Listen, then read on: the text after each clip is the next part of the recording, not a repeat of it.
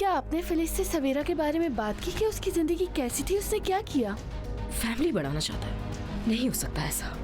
नसरीन की वजह से हमें पहले वो गलत तासुर खत्म करने होंगे जो उसने मेरे बारे में बताए हैं। आपने कभी हमें नानी के बारे में नहीं बताया, क्यों?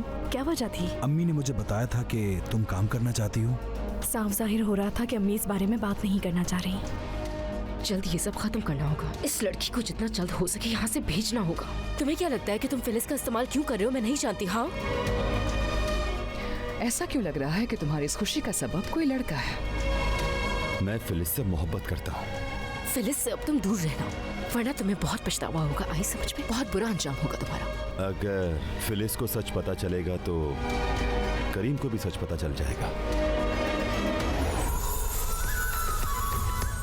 देखिए ड्रामा इश्क एक गुना रोजाना रात 7 बजे सिर्फ ऑन टीवी पर।